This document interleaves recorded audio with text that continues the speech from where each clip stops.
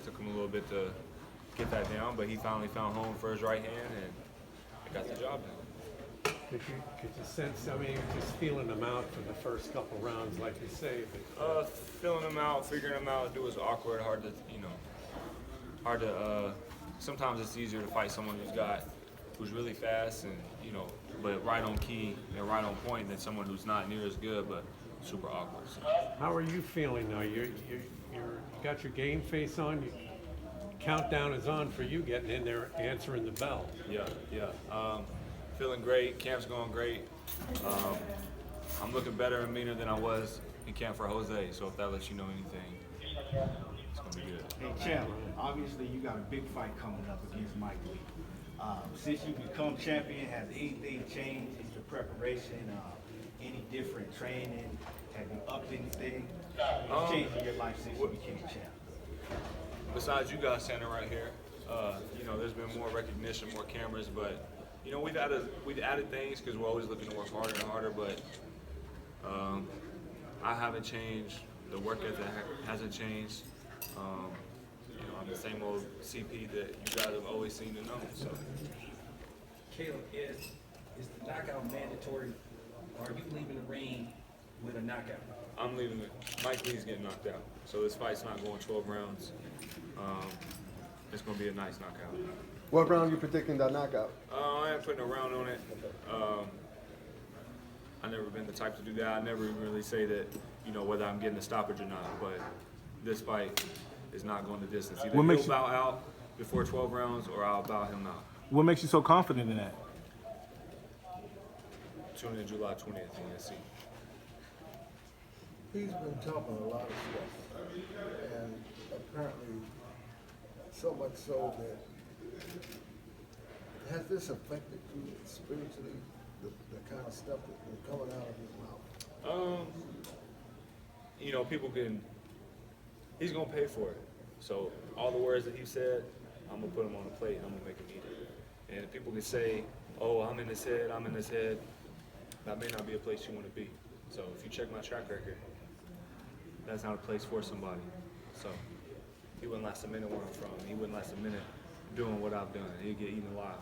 So I may not even cook him and eat him. I may just eat him while he's still screaming.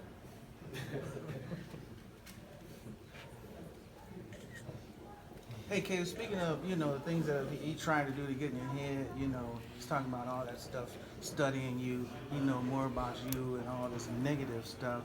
It sounds like that hasn't affected you and you're moving forward. So as far as your production and your gym and preparation, what have you been doing to ensure that, Mike is really taking care of? Just be the same old Caleb. Every camp I'm getting better. You see me in the Medina fight, someone who's given a lot of people a lot of trouble, gotten the short end of the stick on some decisions that should have been his. You've seen how I handled that. Then you've seen how I came in after a year layoff to fight Jose. You've seen a much better and improved Caleb Plant from that, and that's off a year layoff. So fighting back-to-back like this after fighting Jose, you guys are going to see even better Caleb. The strength, the boxing ability, the speed, the conditioning, everything is on a new level. So another thing you said is that this is your life, the boxing. Yes. So you don't want to let it go. And on top of that, you lost your mother and not lost your mother, but you had the thing that happened to her. And does that give you more strength to win? Well, you did. Yeah, go ahead. I think it would give anybody fire to keep going. Either going to break or what doesn't kill you makes you stronger. And it hasn't broken me, so clearly it's made me stronger. So, I carry that with me. I carry it to my training. I carry it into my last rounder, my last mile, whatever it may be. And that's something that a lot of people don't have, which is fortunate for them because that's a heavy coat to wear. So, but that's something that I have over, I feel like, a lot of people, and I use it to my advantage. So, July 20th, all I can say is tune in. How's all this extra attention make you feel?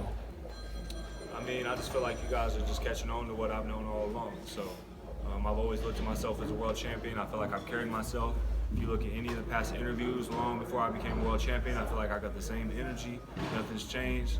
So, just glad you guys are finally catching up. So. Well, thanks for giving us something to root for, cheer for. Kayla, not looking past your opponent that you might lead, but if you had to pick one guy in the division right now that you looking at saying, I want that dude to prove that I'm the best in the division, and I'm the most elite in the division, who is that dude? It would be Mike Lee. That's it. That's it? That's it. That's the one I want. So Tunnel vision. that's it. And nothing else matters. Nothing else is none of my concern. I don't know anybody else. I don't want to know about anybody else. What's for me is mine. And right now, this is for me. So you start counting your chickens before they hatch, and then they wind up not even hatching. So I don't care about what other fights are out there for me, because if I don't handle business July 20th, then none of that will come to fruition anyway. So right now, all eyes is on July 20th. He is not being overlooked. I'm not taking this lightly. I don't think you guys have ever seen me take a fight lightly. I'm taking this serious. As he said, this is my life. This is all I do. And I'm not walking out of that ring without my hand raised. So, What are some of the threats posed by this gentleman? he's a bigger guy. He's coming down in weight. He's undefeated. A guy who's undefeated is looking to stay that way. Someone who's already lost once or twice, sometimes it's easier for them to succumb to losing again because they've already tasted that. This guy has the hole in his record. He's looking to keep that. He's also looking to become champ of the world, and that's what I've worked my whole life to become. So if he thinks that he can just walk in after not committing himself to this sport and this culture like I have for my whole life, and he's delusional. How do you envision this fight? Me getting my hand raised and him laying on the floor. Talking about like round by round, play by play. I'm just gonna go out there and be myself. When you guys see me fight, you've always seen a show, whether it's been flair or speed or explosiveness or entertainment.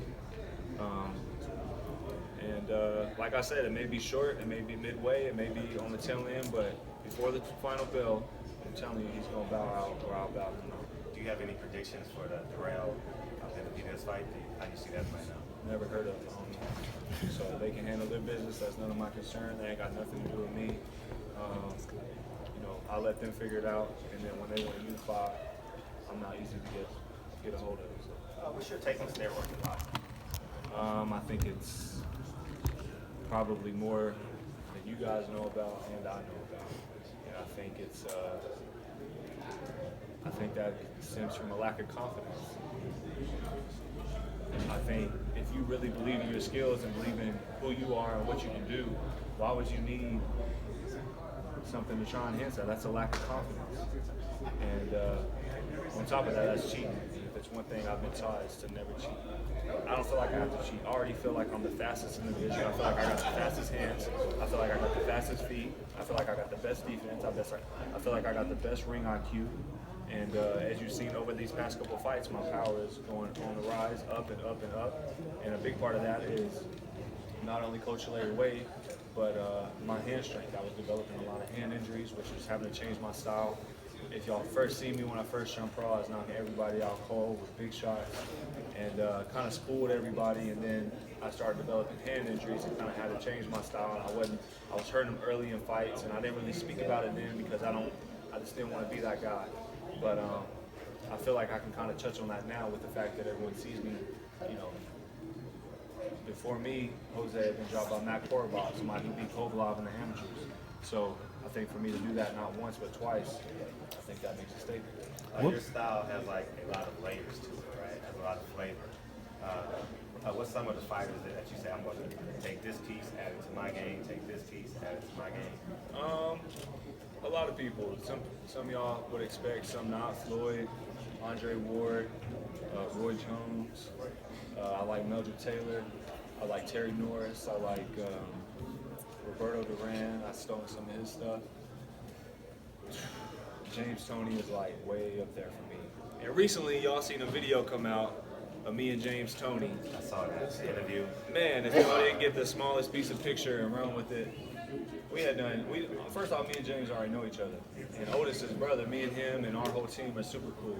And we had seen each other and hugged each other and stared each other down. And Jordan done got pictures with him and they did a stare down. And he done shown us some stuff and he was asking about a video of mine that I was that I had brought up, and then he asked about another video I was bringing up, and people just thought I was on my phone while he was trying to. So I'm hoping I'm able to clear that up. That, you know, not that I owe that to anybody, but you know, I would never do that disrespect. I was raised better than that. You know what I'm saying? So that was just a small glimpse of you guys got. But